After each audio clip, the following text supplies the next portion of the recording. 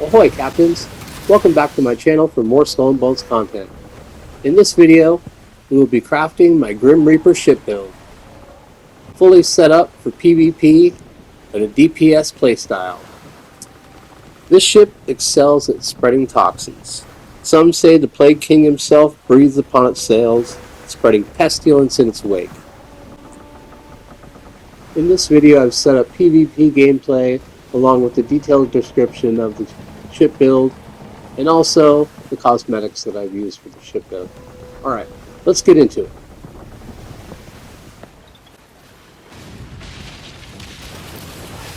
Our weapon loadout for the Grim Reaper build. Our front weapon, we have the Drowned one. Long gun, long range weapon that inflicts flooding and severe damage when hitting weak points. Hitting a weak point deals 150% of flooding damage as an extra burst of severe damage if the target is flooded. The extra burst of damage is increased to 100%. Got pretty lucky with the top tier rolls on this weapon. Noxious, Amplify Toxic, and Amplify Toxin.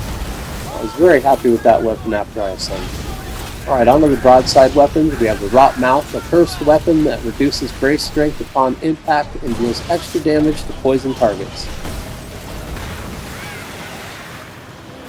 The perks, Virulent is 50% of poison damage, reduces maximum brace strength for 10 seconds. If the target is poisoned, poison damage is increased by 75%. The rolls, we rolled Noxious, Amplify Toxic, and Soulman. On the other side, we have the Rot Mouth again. In our rolls, we rolled Noxious, Amplify Toxic, and Lethal. Increases damage to weak points. In the rear weapon, we have the Lightbringer, a chaser weapon that leaves noxious trails and produces toxic clouds upon impact. These torpedoes are pretty good. Contagion. When the projectile is armed, afflicts the target with gaseous effect for 4 seconds, which deals 300 poison damage per second to all enemies within 150 meters from the target. Effect can be stacked up to 8 times. For our rolls, we rolled Noxious, Amplified Flooding, and Amplify Toxin.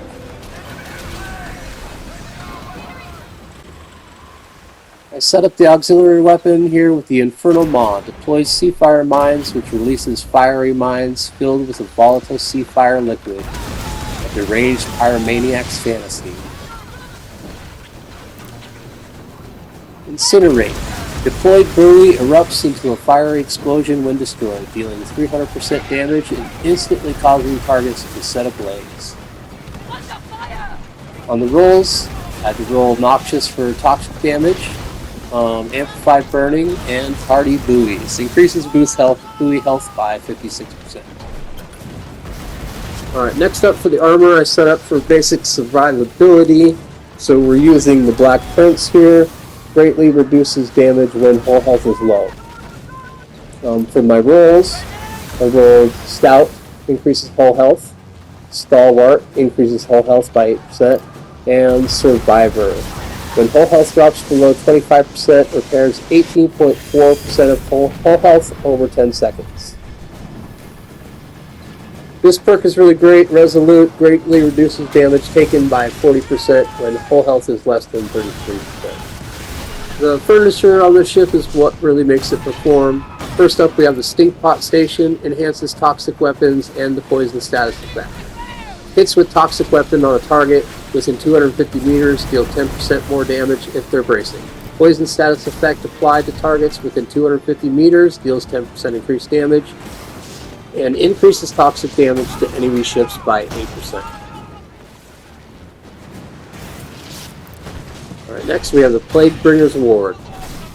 Reduces reload time of toxic weapons by 7%, increases damage from toxic weapons by 4%. Onto the Career Crushing Bench. Increases duration of the charge rate of the poison status effect. Increases charge rate of this poison status effect on a target by 8%. Increases duration of the poison status effect on enemy ships by 8%. Onto the Patent Schematics.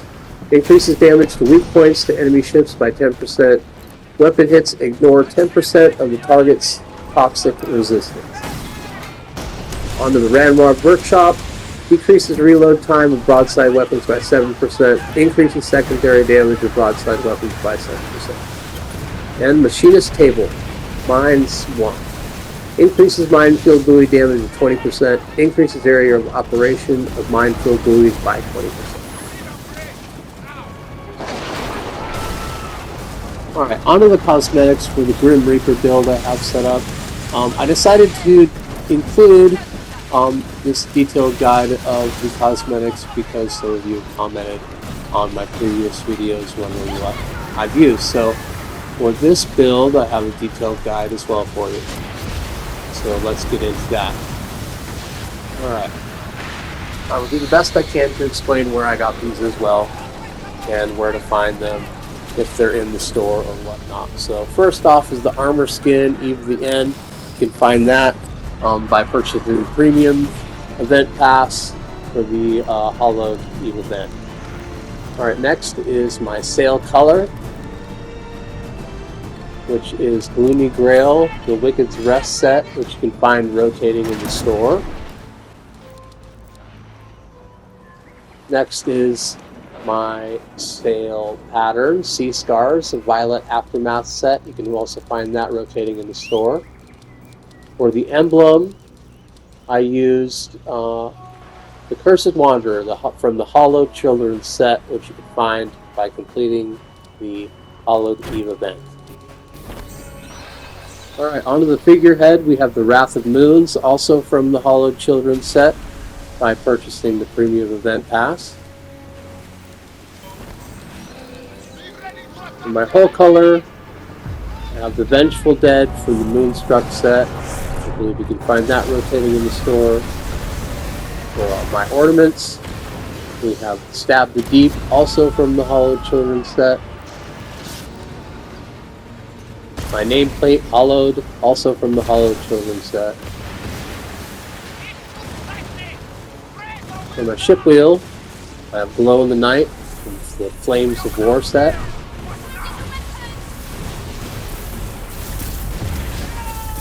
For my helm decor, I have Favorite Echoes, cool little eyeballs looking around, from the Flaming Fury ship set. You can find rotating in the store. For my crew look, I have the Caged Souls from the Hollow's Eve ship set. And for my pet, I have the Death Scan from the Ashen Corsair set, which I got from pre-ordering Skull and Bones. By the way, my dog goes off every time he sees this thing.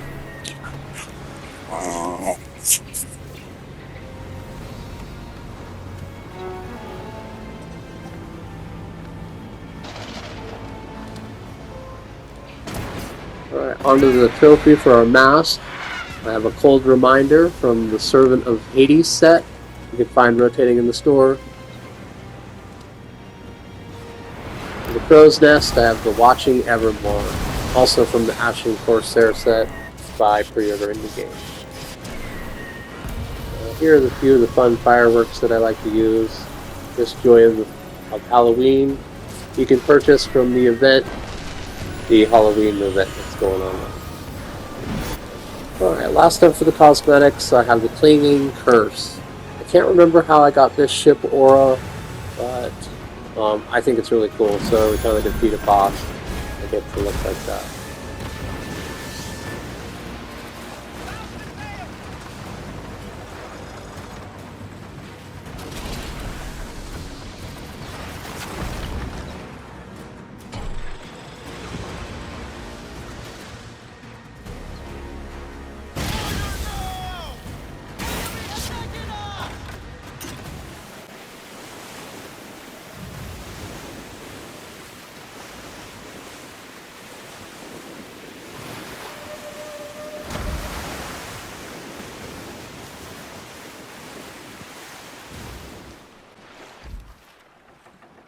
What would a Grim Reaper ship build be without some dead stuff to check out?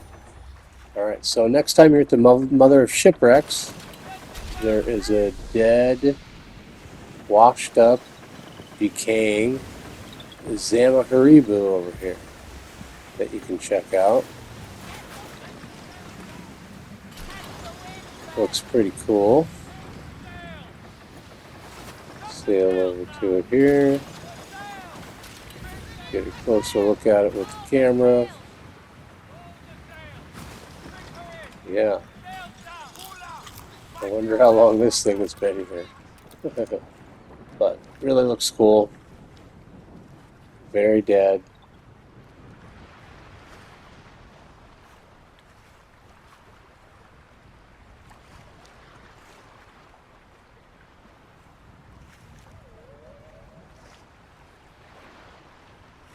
Yeah, if anybody knows when these were added to the game, when this is added to the game, please let me know.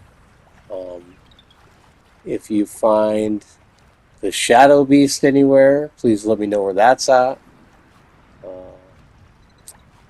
I've found the Megalostari. Megalostari is at Dutchman's camp.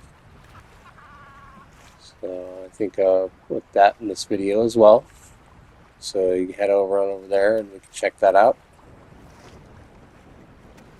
Another dead sea monster here, Megalostari, a washed up, dead, decaying, and decrepit and decomposing.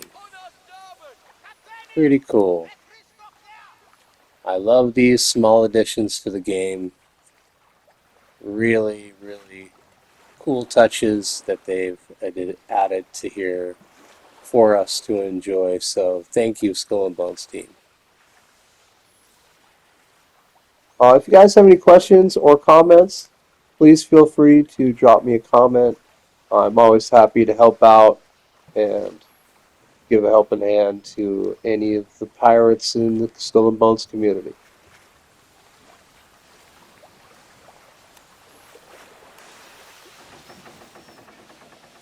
Alright, before we head out, I just wanted to thank you for watching. I hope you liked this video. If you did, please like and subscribe. It'll really help out the support and the growth of my channel. And yeah, I'll see you guys out on the high seas.